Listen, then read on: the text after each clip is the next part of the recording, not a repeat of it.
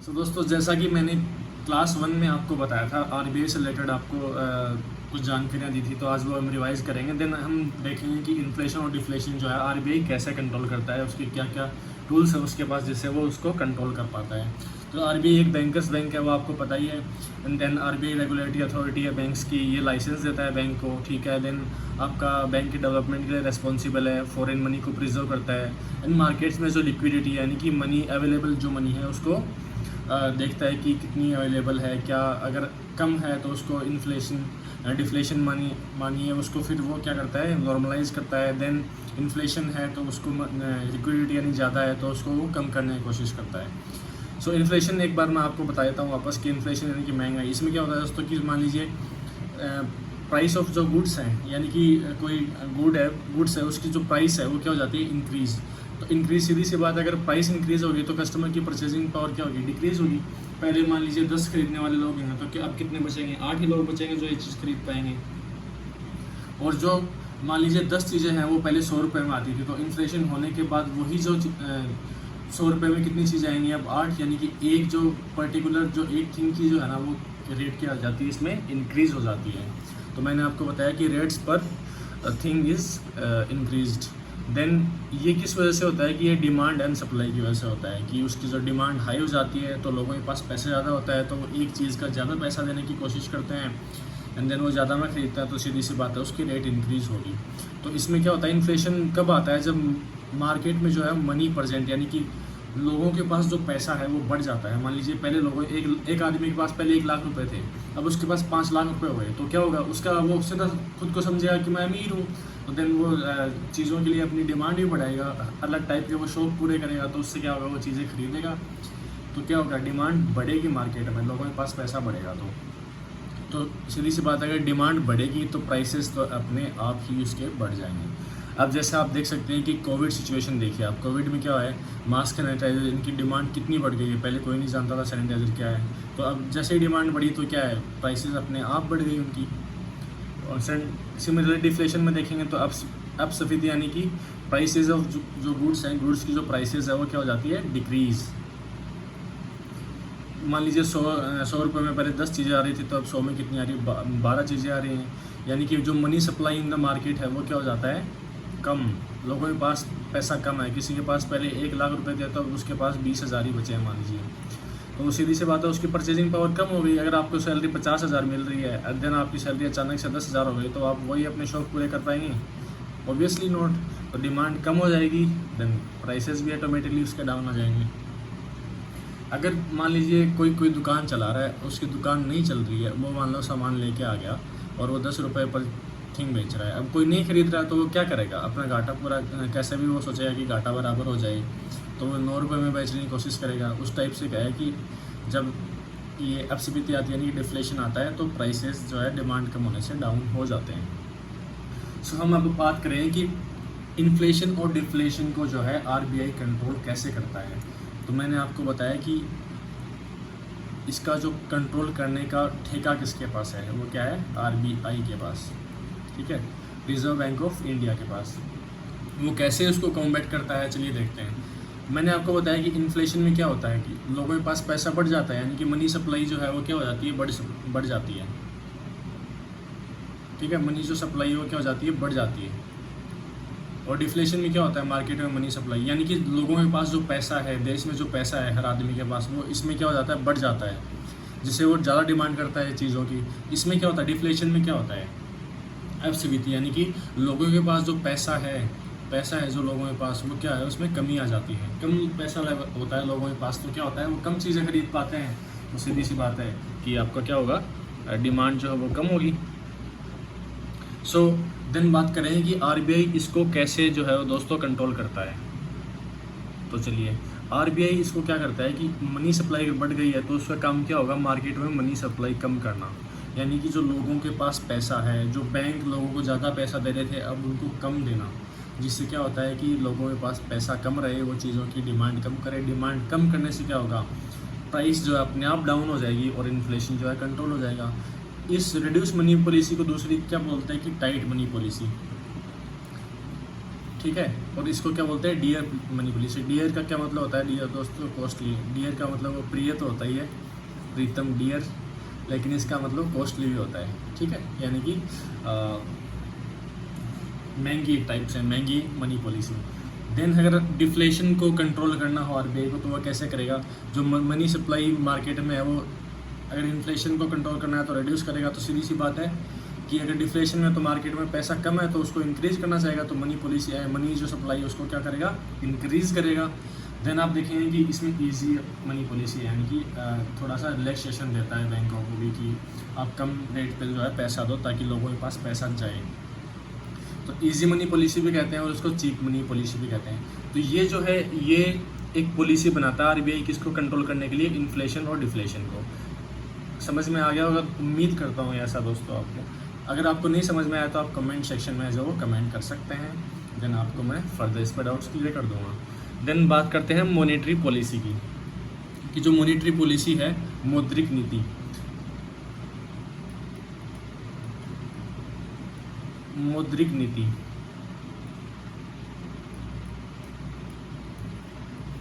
ये जो मौद्रिक नीति दोस्तों ये कौन करता है, आरबीआई। ये एग्जाम में क्वेश्चन आ सकता है कि monetary policy is control by या फिर मेड बाई, कौन बनाता है monetary policy, RBI, reserve bank of India.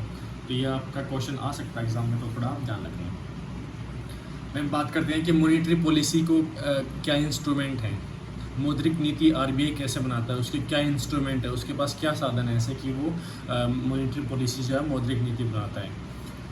तो दोस्तों उसके पास दो हथियार होते हैं आरबीआई के पास, मेनली दो इंस्ट्रूमेंट है। कौन से, एक तो आता है क्वांटिटेटिव और एक होता है क्वालिटेटिव, ठीक है। क्वांटिटेटिव में क्या आता है, इसमें बहुत सारे ऑपरेशंस आते हैं, जैसे रिजर्व रेशो हो गया, ओएमओ हो गया यानी कि open market operations and rates, यानी कि रेपो रेट। आप सब लोग, मेरे को पता है repo rate, reverse repo rate से बोल रहे हैं कि एमएसएफ क्या चीज़ है, ये बस नाम पढ़ते हैं कि हाँ ये रेपो रेट इतनी होगी, रिवर्स रेपो रेट इतनी होगी, लेकिन किसी ने समझने की कोशिश नहीं करते। शायद इकोनॉमिक्स वाले तो ढंग से समझ जाएँ कॉमर्स वाले की क्या चीज़ है, लेकिन बाकी जो अदर बैकग्राउंड्स हैं, साइंस बीटेक वाले, उनको इतना नहीं समझ में आता। तो आज हम क्या है एकदम अच्छे से मैं आपको बताऊंगा कि क्या चीज़ होती है, सीआरआर जो है, कैश रिजर्व रेशियो क्या होता है, एसएलआर क्या होता है, ये सब। तो ये इसमें जो है तीन टाइप के ये बेसिकली इनके पास क्वांटिटेटिव में इंस्ट्रूमेंट होते हैं, यानी कि वो क्या होता है, मॉनेटरी पॉलिसी कंट्रोल करने के काम आता है। देन क्वालिटेटिव होता है, क्वांटिटेटिव के बाद में क्या दूसरा क्या है, क्वालिटेटिव। क्वालिटेटिव में क्या होता है, मार्जिन या एलटीवी, ये एक ऑप्शन ये होता है इनके पास। दूसरा है कंज्यूमर क्रेडिट कंट्रोल, तीसरा है डाउन पेमेंट। डाउन पेमेंट सीधी सी बात है, आप कोई भी सामान खरीदोगे उसका डाउन पेमेंट कम या ज़्यादा करेगा। एक होता है रेशनिंग, कि अलग अलग कर देगा, रेशो में डिवाइड, की ऐसे इसमें ऐसा पैसा लाना, आपको इसमें ऐसा पैसे लाना है, तो उस हिसाब से रेशनिंग करता है उसमें।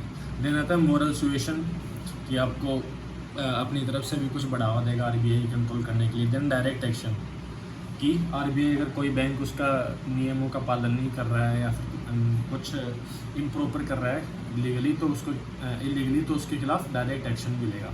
तो ये जो दोस्तों ये जो है इंस्ट्रूमेंट हैं दो टाइप के, क्वांटिटेटिव और क्वालिटेटिव, ये मैंने आपको बताया, ये एक बार आप देख लीजिए, समझ में नहीं आया तो आप बता देना। ओके, सो नेक्स्ट चलते हैं रिजर्व रेशियो पे, जो मैंने आपको बताया कि क्वांटिटेटिव में फर्स्ट है रिजर्व रेशियो। सीआरआर एसएलआर होता क्या है एक्चुअली।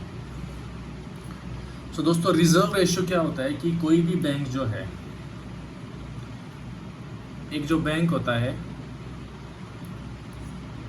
वो जब उसको लाइसेंस मिलता है, उसके अलग अलग क्राइटेरिया होते हैं कि मान लीजिए स्मॉल फाइनेंस बैंक है या फिर एकदम प्रॉपर बैंक है जो दोनों डिमांड और टाइम लाइबिलिटीज़ एक्सेप्ट करने में सक्षम है, तो उसके एक अलग क्राइटेरिया होते हैं जो कि आरबीआई डिसाइड करता है कि किस बेसिस पे लाइसेंस देना है। तो उसके लिए अलग अलग जो है मनी होती है, कि किसी में 100 करोड़ ही होता है, ठीक है, किसी में 1000 करोड़, ऐसे इस टाइप के अलग अलग बैंकों के लिए अलग अलग लाइसेंस मिलते हैं इसमें। तो जो बैंक के पास पैसा है, मान लीजिए कोई बैंक 100 करोड़ से स्टार्ट हुआ, ठीक है, आप एक बात याद रख लेना कि बैंक जो है ना हमेशा प्रॉफिट मार्जिन है ना अपना, वो प्रॉफिट मार्जिन सेम रखना चाहेगा।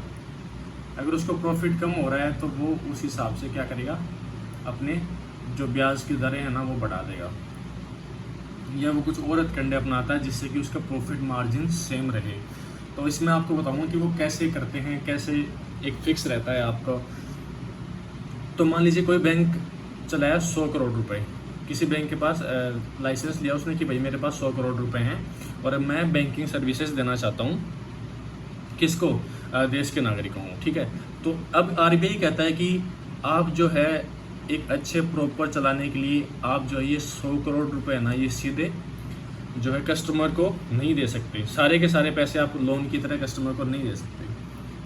आपको इसमें से क्या है कि आपको स्मूथ रनिंग के लिए आपका कोई मान लीजिए घाटा हो जाए, कुछ और हो जाए, एनपी हो जाए, तो आपकी इसके लिए क्या आपको एक दो जो है रिजर्व मेंटेन करने पड़ते हैं आपको, ठीक है।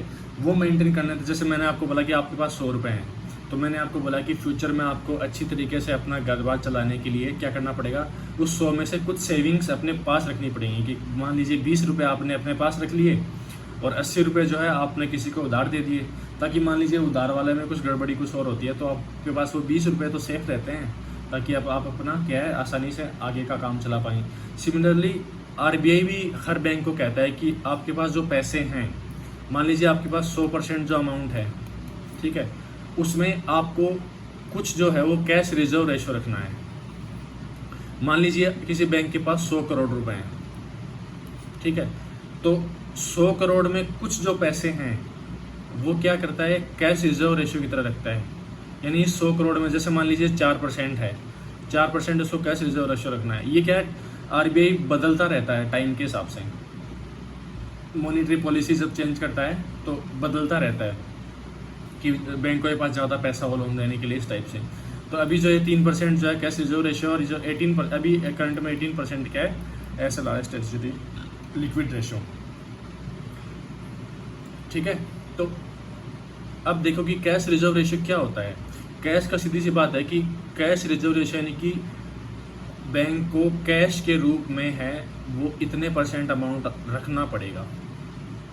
तो मैंने आपको बताया कि जैसे मान लीजिए बैंक ने 100 करोड़ से अपना कारोबार स्टार्ट किया, तो उसको जो 4 करोड़ रुपए यानी कि 4% उसको क्या रखना पड़ेगा, कैश के रूप में अपने पास जमा। वो उसमें से पैसा जो है वो नहीं दे सकता निकाल के, वो हमेशा उसके पास फिक्स रहना चाहिए, अपनी तिजोरी में रहना चाहिए उसके पास, ताकि कोई भी इमरजेंसी ऐसी सिचुएशन हो तो उसको स्मूथ रनिंग उसकी चल सके। तो एक तो उसके पास कैश रिजर्व रेशियो यानी कि CRR रहना चाहिए कि इतना आरबीआई ने डिसाइड किया है कि ये आपके पास रहना चाहिए। दूसरा आरबीआई ने डिसाइड किया है कि जो आपके पास रिजर्व रेशियो है उसमें सेकंड है, एक तो कैश हो गया, दूसरा है कि स्टैच्यूटरी लिक्विडिटी रेशियो।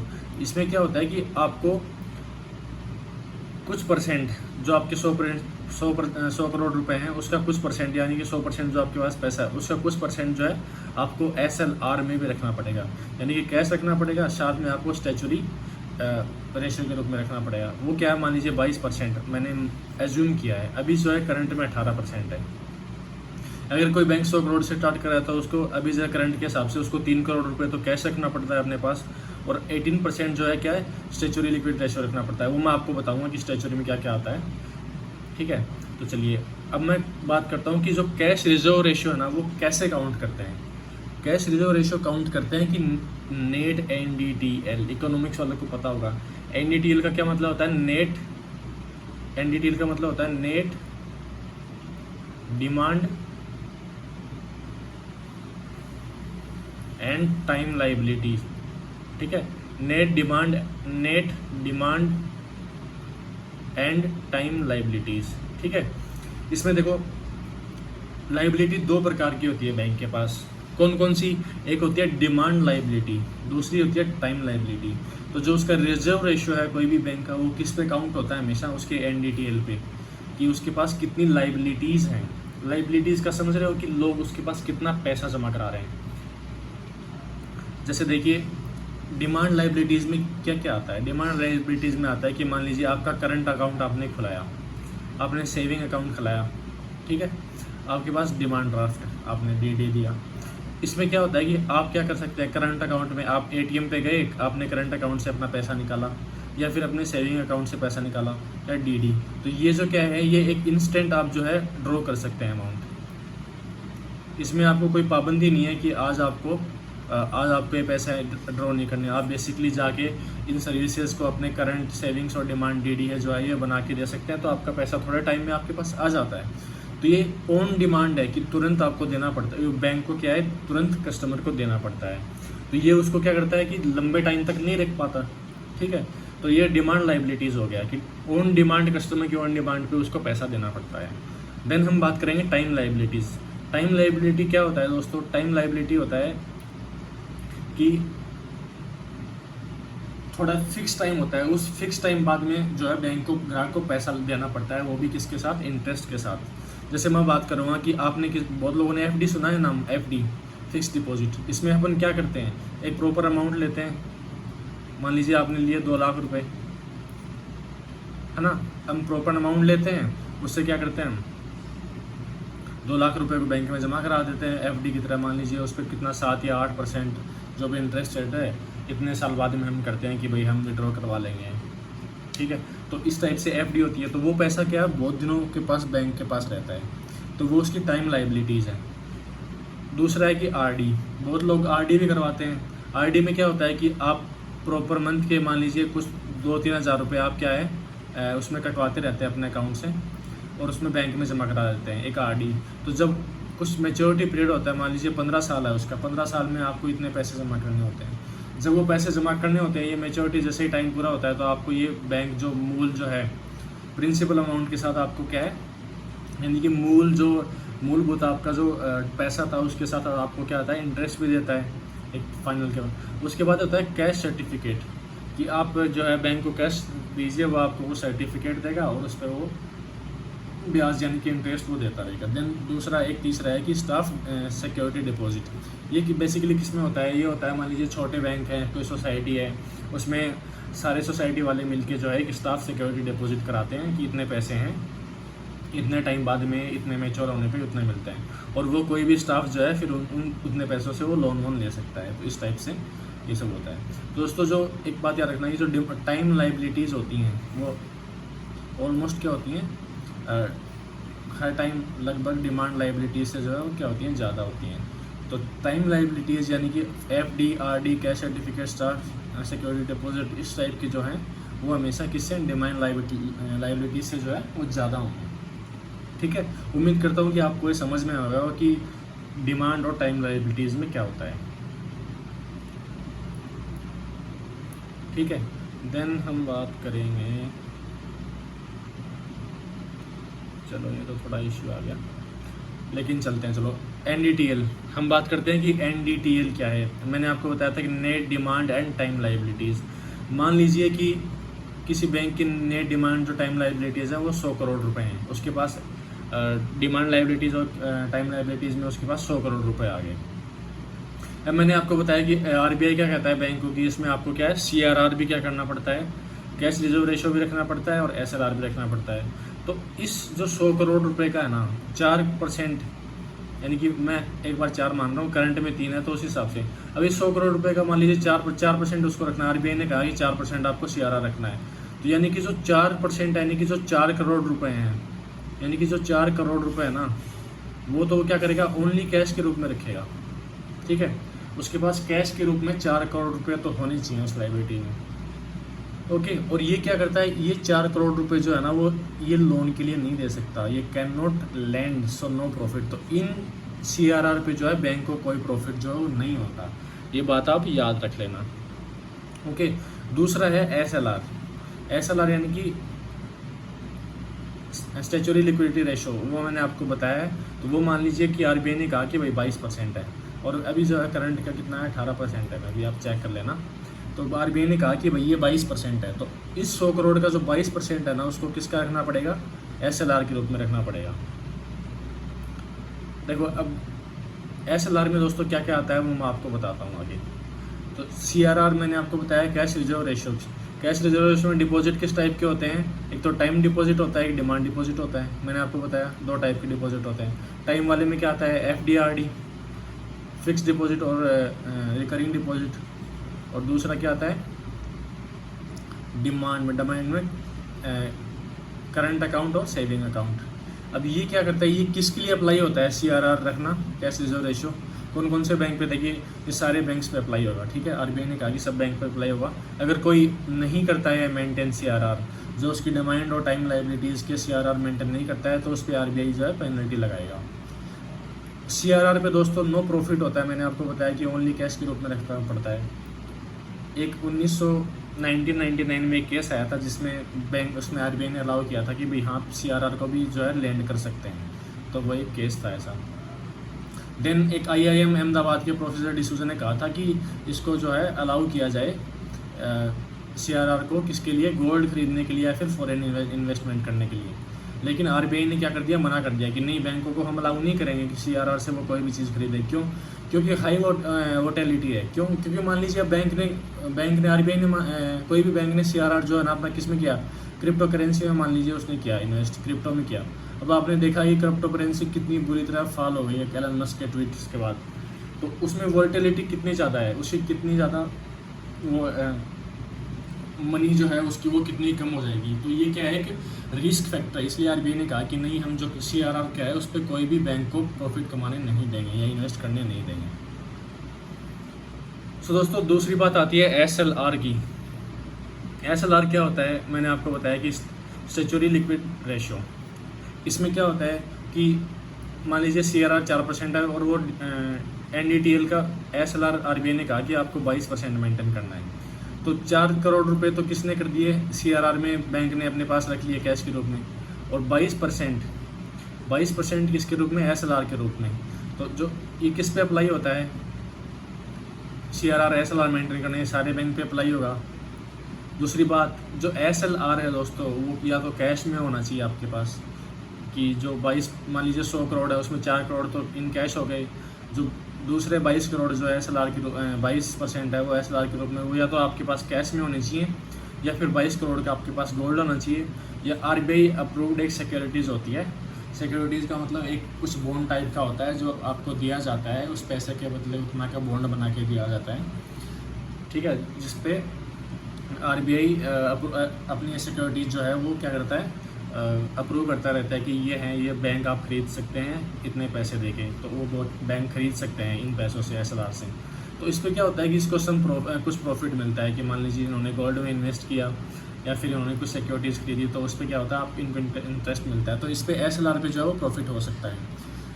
तो CRR पे दोस्तों कोई प्रॉफिट नहीं ले सकता क्योंकि उसके पास कैश रखना पड़ता है। SLR पे जो है बैंक को कुछ प्रॉफिट हो सकता है। देन मैंने आपको बताया कि जो NDTL है यानी कि नेट डिमांड और टाइम लाइबिलिटीज़, वो किस पे होगा, फोर्टनाइट पे कैलकुलेट, यानी कि 2 वीक्स यानी कि 14 डेज़ पे जो है वो कैलकुलेट होता है ये किसी भी बैंक का, ठीक है दोस्तों। अब देखिए जो साइक्लिक जो फ्लक्चुएशन आता है इसमें उसको क्या कहता है, इन्फ्लेशन, महंगाई, ठीक है, ये सिंपल सी बात है। तो मैंने आपको बताया था कि कॉम्बैट इन्फ्लेशन से को कैसे कॉम्बैट करेंगे। तो ये दोस्तों देखो, एक होता है CRR, एक SLR। मैंने दोनों आपको बताया कि क्या चीज़ होती है। कोई भी बैंक है, मान लीजिए ABC बैंक है, ठीक है। अब RBI क्या करेगा, इसकी जो 100 करोड़ की जो है डिमांड टाइम लाइबिलिटीज़ है, इसके पास 100 करोड़ रुपए हैं बैंक के पास। RBI क्या करेगा, RBI इन्फ्लेशन को मैंने आपको बताया कि मार्केट में क्या हो जाएगी, मनी सप्लाई जो है वो क्या हो जाती है, इन्फ्लेशन कब आता है, जब मनी सप्लाई बहुत ज़्यादा हो जाती है। तो मनी सप्लाई को क्या करना पड़ता है, अपन को रिड्यूस करना पड़ता है इन्फ्लेशन को कॉम्बैट करने के लिए। तो RBI क्या करता है, RBI करता है कि भाई SLR और CRR को बढ़ा दो।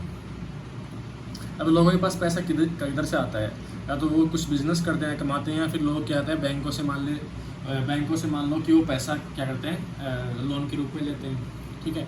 अब CRR और SLR बढ़ाने से क्या होता है कि मान लीजिए पहले 4% वो था CRR और SLR कितना था, 22%, तो टोटल इसमें 26% हो गए हैं। तो मान लीजिए उसके पास 74 करोड़ रुपीज़ थे ना, वो किसके लिए, लोगों को लोन देने के लिए थे। लेकिन अब RBI क्या करेगा, CRR SLR बढ़ा देगा। मान लीजिए इन्होंने कर दिया 6% और 25%, अब ये कितने हुए, 31, यानी कि अब 69 करोड़ रुपीज़ ही RBI के पास बचे हैं। अब RBI के पास दोस्तों देखो कम पैसा है, ठीक है, RBI के पास कैश पैसा कम है, तो बैंकों के पास सीधी सी बात है कम पैसा बचेगा अगर CRR SLR बढ़ गया तो, क्योंकि इतना पैसा था उसको फिक्स अपने पास रखना पड़ेगा। अब क्या करेगा, मैंने आपको बताया कि बैंक को अपना जो प्रॉफिट मार्जिन है ना, तो बैंक को जो अपना प्रॉफिट मार्जिन है वो क्या करना पड़ता है, हमेशा एक कांस्टेंट रखना पड़ता है, तभी तो बैंक चलेंगे। प्रॉफिट मार्जिन उसको कांस्टेंट रखना पड़ता है। तो सीधी सी बात है, अगर बैंकों के पास पैसा कम है पहले से, तो वो अपना प्रॉफिट मार्जिन सेम रखने के लिए क्या करेगा, लोन का जो इंटरेस्ट है वो क्या आएगा, बढ़ा देगा। पहले कोई लोन आपको 5 लाख रुपए का लोन मान लीजिए 6% इंटरेस्ट पे मिल रहा है, तो वो उसको 8% इंटरेस्ट ऐड कर दिया। क्यों? क्योंकि प्रॉफिट मार्जिन उसको सेम रखना है। सिंपल सी बात है, ठीक है। प्रॉफिट मार्जिन उसको क्या है, सेम रखना है। ये देखिए, अब देखिए जैसे ही बैंक की लोन इंटरेस्ट में हाइक होगी, जैसे ही बैंक की लोन इंटरेस्ट बढ़ेगी, ठीक है, CRR SLR बढ़ेगा, बैंकों के पास पैसा कम होगा, इंटरेस्ट रेट क्या होंगी, बैंक बढ़ाएंगे, तो जो लोग क्या आते हैं, लोग लोन कम लेंगे, तो लोगों के पास बोरो करने के लिए मनी भी क्या होगा, सामान खरीदने के लिए पास पैसा भी कम होगा।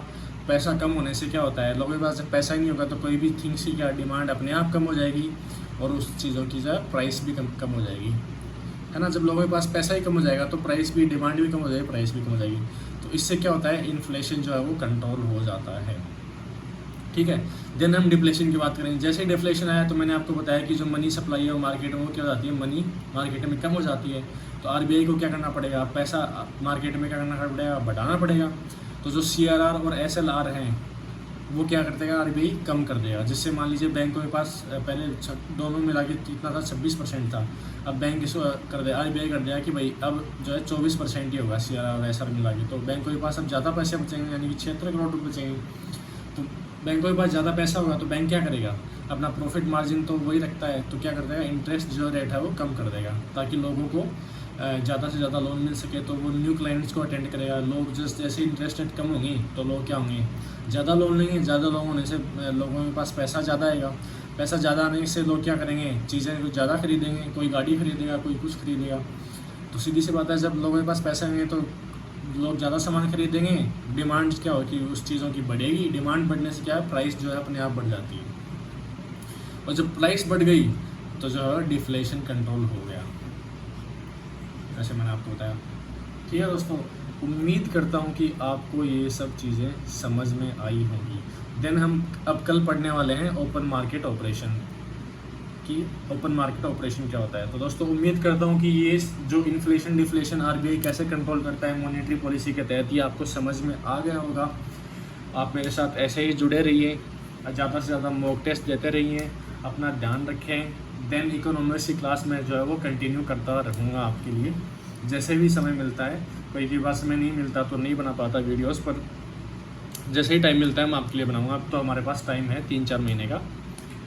ओके, सो बहुत सारी वीडियोस फर्दर भी है वो मैं आपके लिए लेने वाला हूँ। आप मेरे को इंस्टाग्राम और फेसबुक पे जो है वो फॉलो कर सकते हैं। अपने डाउट्स पूछने के लिए आप मैसेज कर सकते हैं, उसका लिंक जो है मैं आपको डिस्क्रिप्शन में दे दूँगा, वहाँ से आप मेरे को मैसेज कर सकते हैं। ओके दोस्तों, तो अपना ध्यान रखिए कोविड सिचुएशन में, क्योंकि आप देश के लिए बहुत ही ज़रूरी हैं, और साथ ही साथ घर वालों के लिए तो उससे भी ज़्यादा।